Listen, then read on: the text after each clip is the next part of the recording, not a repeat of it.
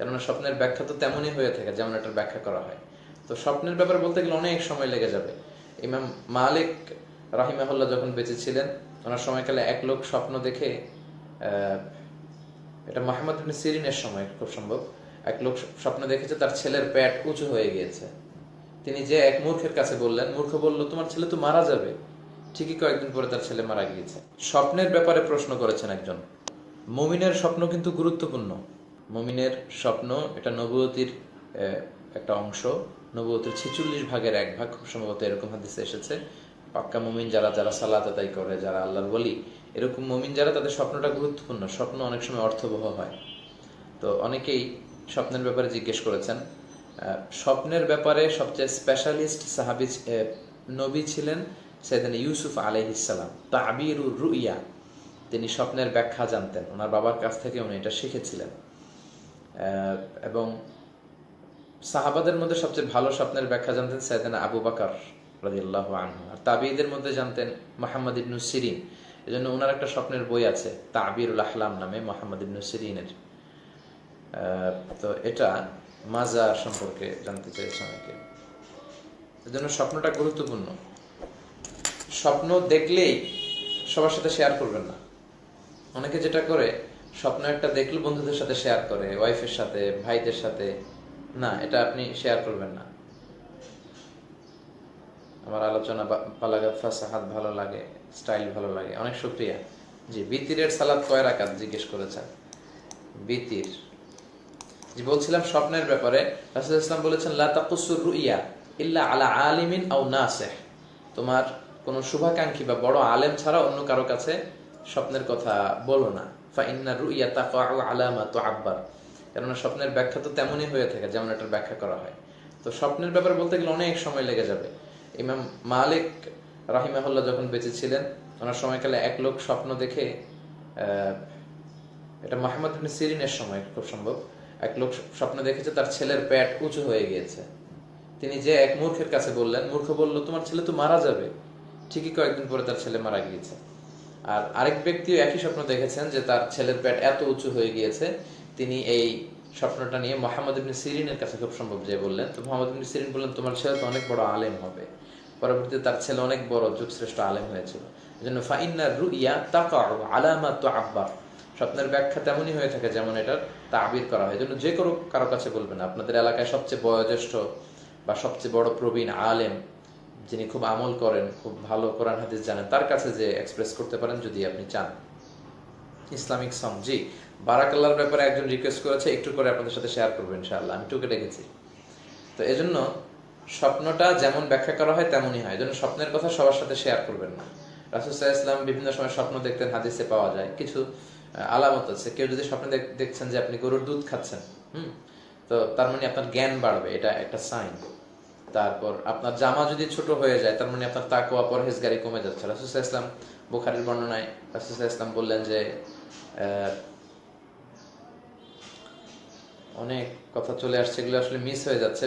যাদের কমেন্টস গুলো পড়া হয়নি তারা যদি আরেকবার একটু টেক্সট করেন তাহলে হয়তো আমি পড়ে আপনাদের সাথে শেয়ার করবো ইনশাআল্লাহ। মাযহাব নিয়ে প্রশ্ন করেছে। আচ্ছা, রাসূল সাল্লাল্লাহু আলাইহি ওয়াসাল্লাম একবার স্বপ্ন দেখলেন যে সব সাহাবাদের জুব্বা, কারোটা নাভি পর্যন্ত, কারোটা হাঁটু, কারোটা টাকনু, কিন্তু বললেন যে ওমরে ফারুকের জুব্বা আমি দেখলাম এত বড়, ওমরে ফারুক তার জুব্বা টেনে টেনে নিয়ে যাচ্ছে। তো সাহাবারা বললেন ফামাযা আওয়ালতা বিহি ইয়া রাসূলুল্লাহ, আপনি কি তাওয়িল করলেন? রাসূল বললেন আওয়ালতু বিহি আত-তাকওয়া, আমি এটার দ্বারা তাকওয়ার তাওয়িল করলাম। তার মানে ওমর রাদিয়াল্লাহু তাআলা তাকওয়া বেশি ছিল, জুব্বা বড়। তো জামা বড়, এটা তাকওয়ার বহিঃপ্রকাশ। জামা ছোট হওয়া, এটা তাকওয়া যে কমে যাচ্ছে সেটার বহিঃপ্রকাশ। দুঃখজনকভাবে আমরা দেখি যে আমাদের মা বোনদের যাদের জন্য হিজাবকে আল্লাহ ফারজ করেছেন, তাদের কাপড় ছোট ছোট হতে হতে এখন লেহেঙ্গা, পাখি ড্রেস, শর্ট হতে শুরু করেছে। মানে ইসলামটা শেষ করে দেওয়া হচ্ছে আর কি। তো জন্য জামা বড় হওয়া এটা তাকওয়ার পরিচয়। আবার আরেক স্বপ্নের কথা আল্লাহ রাসূল সাহাবাদের সাথে শেয়ার করলেন যে রাসূল আঙ্গুল দিয়ে দুধ খাচ্ছিলেন বা মধু খাচ্ছিলেন। তো পরে খেতে খেতে কিছু রয়ে গেল, মধু বা দুধ, সেটা তিনি ওমরে ফারুককে খেতে দিলেন, অন্যদেরকে না দিয়ে ওমরে ফারুককে দিলেন। সবাই বললেন এটা দিয়ে আপনি কি বোঝাতে চাইলেন? রাসূল বললেন আওয়ালতু বিহি আল ইলম, এটা দ্বারা আমি নলেজ কে বুঝালাম। শহীদ মিনারে ফুল, আচ্ছা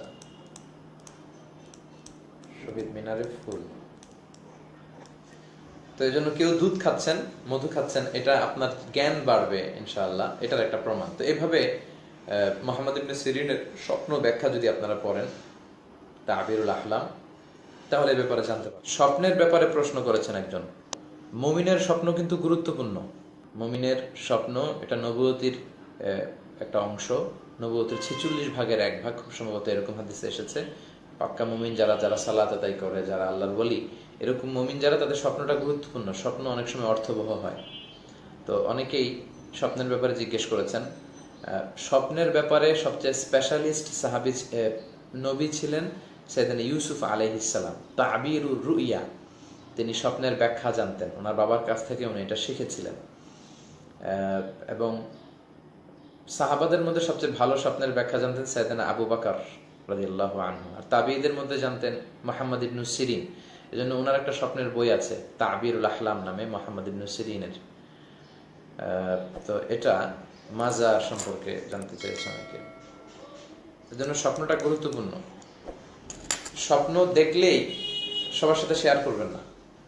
অনেকে যেটা করে, স্বপ্ন একটা দেখলো বন্ধুদের সাথে শেয়ার করে, ওয়াইফের সাথে, ভাইদের সাথে।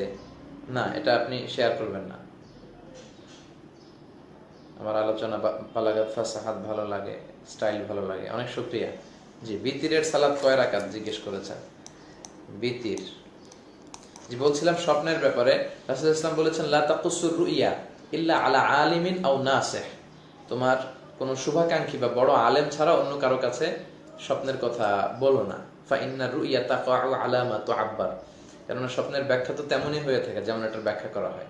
তো স্বপ্নের ব্যাপারে বলতে গেলে অনেক সময় লেগে যাবে। ইমাম মালিক রাহিমাহুল্লাহ যখন বেঁচে ছিলেন, ওনার সময়কালে এক লোক স্বপ্ন দেখে, এটা মুহাম্মদ ইবনে সিরিনের সময় খুব সম্ভব, এক লোক স্বপ্ন দেখেছে তার ছেলের পেট উঁচু হয়ে গিয়েছে। তিনি যে এক মূর্খের কাছে বললেন, মূর্খ বলল তোমার ছেলে তো মারা যাবে। ঠিকই কয়েকদিন পরে তার ছেলে মারা গিয়েছে। আর আরেক ব্যক্তিও একই স্বপ্ন দেখেছেন যে তার ছেলের পেট এত উঁচু হয়ে গিয়েছে। তিনি এই স্বপ্নটা নিয়ে মুহাম্মদ ইবনে সিরিনের কাছে খুব সম্ভব যে বললেন। তো মুহাম্মদ ইবনে সিরিন বললেন তোমার ছেলে তো অনেক বড় আলেম হবে। পরবর্তীতে তার ছেলে অনেক বড় যুগশ্রেষ্ঠ আলেম হয়েছিল। এজন্য ফাইন্না রুইয়া তাকাউ আলা মা তুআব্বার, স্বপ্নের ব্যাখ্যা তেমনই হয়ে থাকে যেমন এটার তাবির করা হয়। এজন্য যে কারো কাছে বলবেন। আপনাদের এলাকায় সবচেয়ে বয়োজ্যেষ্ঠ বা সবচেয়ে বড় প্রবীণ আলেম, যিনি খুব আমল করেন, খুব ভালো কোরআন হাদিস জানেন, তার কাছে যে এক্সপ্রেস করতে পারেন যদি আপনি চান। ইসলামিক সং, জি বারাকাল্লাহর ব্যাপারে একজন রিকোয়েস্ট করেছে, একটু করে আপনাদের সাথে শেয়ার করবো ইনশাআল্লাহ, আমি টুকে রেখেছি। তো এজন্য স্বপ্নটা যেমন ব্যাখ্যা করা হয় তেমনই হয়। এজন্য স্বপ্নের কথা সবার সাথে শেয়ার করবেন না। রাসূল সাল্লাল্লাহু আলাইহি ওয়াসাল্লাম বিভিন্ন সময় স্বপ্ন দেখতেন, হাদিসে পাওয়া যায়। কিছু আলামত আছে। কেউ যদি স্বপ্নে দেখছেন যে আপনি গরুর দুধ খাচ্ছেন, তো তার মানে আপনার জ্ঞান বাড়বে, এটা একটা সাইন। তারপর আপনার জামা যদি ছোট হয়ে যায়, তার মানে আপনার তাকওয়া পরহেজগারি কমে যাচ্ছে। রাসূল সাল্লাল্লাহু আলাইহি ওয়াসাল্লাম বুখারীর বর্ণনায় রাসূল সাল্লাল্লাহু আলাইহি ওয়াসাল্লাম বললেন যে অনেক কথা চলে আসছে, এগুলো আসলে মিস হয়ে যাচ্ছে। যাদের কমেন্টস গুলো পড়া হয়নি তারা যদি আরেকবার একটু টেক্সট করেন তাহলে হয়তো আমি পড়ে আপনাদের সাথে শেয়ার করবো ইনশাআল্লাহ। মাযহাব নিয়ে প্রশ্ন করেছে। আচ্ছা, রাসূল সাল্লাল্লাহু আলাইহি ওয়াসাল্লাম একবার স্বপ্ন দেখলেন যে সব সাহাবাদের জুব্বা, কারোটা নাভি পর্যন্ত, কারোটা হাঁটু, কারোটা